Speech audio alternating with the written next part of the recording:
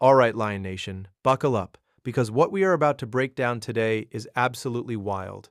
The Detroit Lions are sitting on a powder keg heading into this season, and honestly, it might just be the most dangerous, most unpredictable, and most exciting version of this team we have ever seen. We are talking about shocking win projections that have the rest of the NFL absolutely shaking in their cleats, a defense that got blown up, rebuilt, and might actually be better than before, and the jaw-dropping, gut-punching, almost unbelievable saga of a former brother who went and joined the enemy. Yes, we are talking about Ben Johnson, and oh, we are going to get into all of it. So if you are not strapped in yet, do it now, because this one is a ride from start to finish. Let's kick this off with the number that has the entire league buzzing, 10.3 wins. That is what The Athletic is projecting for your Detroit Lions in 2026. Now, before you roll your eyes and say only 10 wins, take a breath and look at the bigger picture, because that number is absolutely enormous in context. 10.3 wins puts the Lions at 5th in the entire National Football League. 5th in the whole league. Out of 32 teams, the odds makers, the analysts, the football brainiacs who crunch numbers for a living, looked at this roster and said, yeah, those guys belong with the elite. And they are right. The Lions are being mentioned in the same breath as the Kansas City Chiefs, the Philadelphia Eagles, the Buffalo Bills, the genuine heavyweight champions of this sport. That is not nothing. That is everything for a franchise that spent decades being the laughingstock of the NFL. But here is the thing about Lions fans, and this is said with all the love in the world. We always overshoot. Always. We see 12 wins on the schedule, we convince ourselves 13, maybe 14 is possible, and then reality hits us like a Josh Allen scramble on 3rd and 8. Because that is the NFL, baby. That is a 17-game grind, where injuries happen, where road games and hostile environments punch you in the mouth, and where any given Sunday means literally anything. So when analysts say 10.3 wins, the real target, the mature and measured expectation, is somewhere around 11-6. And you know what? 11-6 in this league, with this schedule, with this division, that is a team that is absolutely in the conversation for a deep playoff run. So calm down, trust the process, and let's talk about what this season actually looks like. Because here is the brutal truth about the 2026 Detroit Lions schedule. It is not soft, not even a little bit. The Lions will face opponents with a combined win percentage that ranks among the toughest in the entire NFL. Their division alone is a war zone. The NFC North sent 3 teams to the playoffs just a couple of years ago, and the competition has not gotten easier. The Green Bay Packers are always lurking, always dangerous, always ready to ruin a December with a frozen Lambeau nightmare. The Minnesota Vikings are a team that proved last season they can beat you even when they have no business doing so, going 2-0 against Detroit and finishing in first place in a year when nobody expected it. And then there is Chicago. Oh, we will get to Chicago. Beyond the division, the Lions will also face the Baltimore Ravens, the Cincinnati Bengals, the Kansas City Chiefs, the Tampa Bay Buccaneers, the Washington Commanders, and the Philadelphia Eagles. That is not a schedule. That is a war. That is Dan Campbell looking at his calendar and saying, yeah, we're going to earn every single win this year. And somehow, despite all of that, the analysts still think this team wins 10-plus games. That tells you everything about the respect this roster has earned. This is no longer a cute little feel-good story. The Detroit Lions are a bona fide powerhouse, and the rest of the NFL knows it. Now, let us talk about what is arguably the most underreported story of this entire offseason, the complete and total defensive demolition that happened to the Lions, and how they somehow navigated it without losing a single step.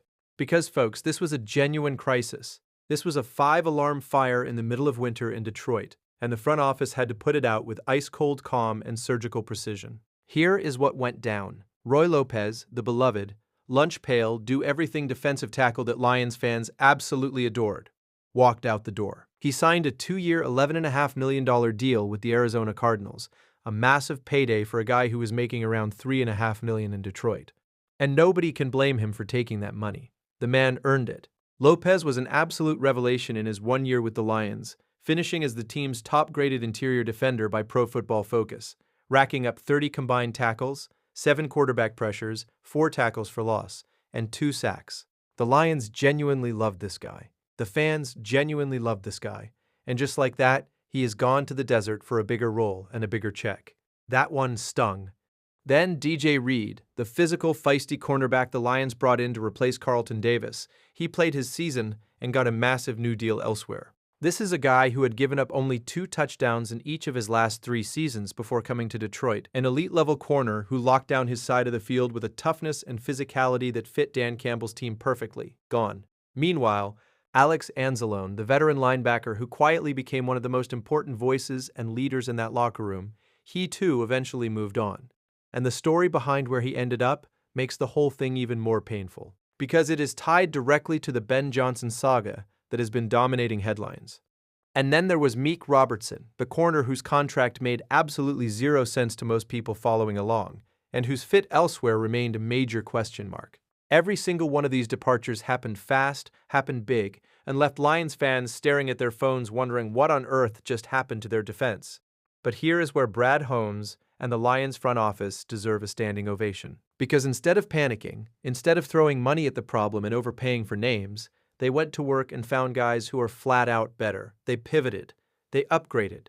They did not weep over what they lost. They went and got something more. And that, Lion Nation, is what separates a well-run franchise from a circus.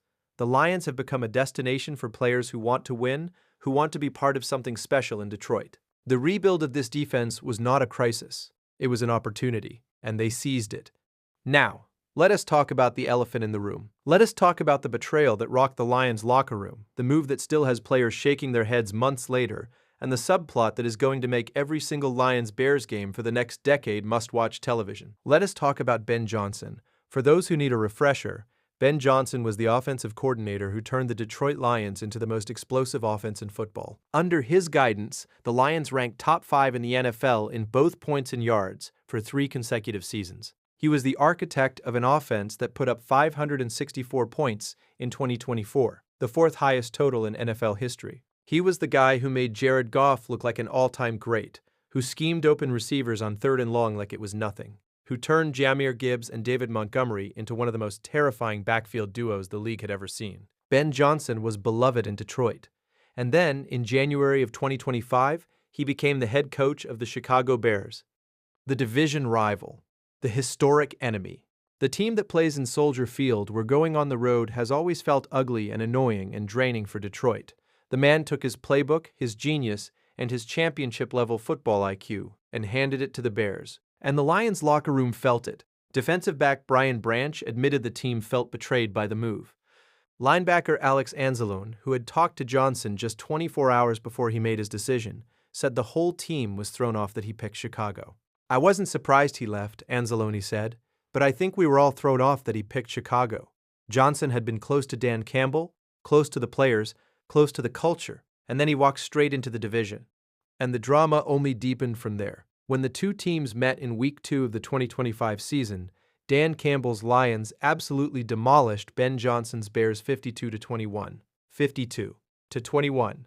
In Johnson's return to face his former team on national television, the Lions sent a message that was heard across the entire league. Then they beat Chicago again later in the season, 19-16. 2-0, Campbell versus Johnson in year 1. But here is the twist. The Bears made the playoffs and the Lions did not. So Johnson gets to carry that chip into the offseason, and the rivalry is already simmering at a boiling point, heading into 2026. And now, the plot continues to thicken. Johnson has been poaching from Detroit's roster in free agency, with former Lions receiver Calif Raymond choosing to join the Bears because of his relationship with Johnson. Meanwhile, there are whispers that Anzalone himself could end up in Chicago if the Bears move on from Tremaine Edmonds and need a veteran linebacker. If that happens, if Alex Anzalone walks from the Motor City straight to the Bears, Lions fans are going to lose their minds. And you know what? That is exactly the kind of juicy, dramatic, deeply personal NFL storyline that makes this sport the greatest thing on television. The Ben Johnson situation is not just a coaching change. It is a soap opera. It is a rivalry within a rivalry. It is a man who learned everything he knows about winning from one organization and is now trying to use that knowledge to destroy that very same organization twice a year. And if you do not think Johnson is going to be cooking up some absolutely diabolical schemes for the Lions in 2026, you have not been paying attention. The man is motivated. The man is hungry. And Dan Campbell's Lions are going to have to be at their absolute best to keep putting him back in his place. So where does all of this leave the Detroit Lions heading into the new season? It leaves them exactly where every great team wants to be, with something to prove, with a hungry roster, with a schedule that will demand their best, and with a fan base that is more fired up than ever. The Jack Campbell extension got done. The young guys on defense are ready to step into bigger roles. Aiden Hutchinson is coming back, and when that man is healthy and motivated, opposing offenses have nightmares. The core of Jared Goff, Amon-Ra St. Brown, Jamer Gibbs, Sam Laporta, and Penei Sewell remains completely intact, and new offensive coordinator John Morton has the pieces to keep this machine humming. The Lions are going to go on the road to Lambeau in Week 1 and try to make it 4 straight wins in Green Bay. They are going to walk into that new Buffalo Bills stadium in the early weeks and face Josh Allen in an environment that is going to be electric. They are going to face the hardest schedule in football with their chins up and their pads buckled. They are going to go 11-6. And when the playoffs come around, this is the year the Detroit Lions stop letting heartbreak define them. Last year ended in disappointment. The Christmas Day loss to a Max Brown-led Vikings squad, the 4th-place finish in the NFC North after a 9-8 season. That stuff was brutal. Nobody is pretending otherwise. But every great team has a year like that. Every dynasty has a reset moment, and the Lions are using every single bit of that pain as fuel. Dan Campbell does not do wallowing. Dan Campbell does not do excuses. Dan Campbell bites kneecaps and comes back swinging. And that is exactly what this team is going to do in 2026. So Lion Nation, here is your moment. Here is your time to strap in, to believe, to be loud, and to be proud. The Detroit Lions are not sneaking up on anyone anymore. They are not a surprise story or a feel-good narrative. They are one of the 5 best teams in the National Football League, according to every major projection out there, and they are about to prove every single doubter wrong one more time. The defense has been rebuilt. The core is untouched. The motivation has never been higher, and Ben Johnson is standing on the other side of the division with a target on his back, and the Lions are coming for him. If you are pumped up, if you felt every single word of this, then do us a favor right now. Smash that like button like Dan Campbell eating a kneecap. Drop a comment below and tell us your Lions win prediction for 2026. Are you riding with 11-6, or are you going even higher? And if you are not subscribed yet, what on earth are you waiting for? Hit that subscribe button right now, because Lion Nation, we are just getting started, and this season is going to be one for the ages.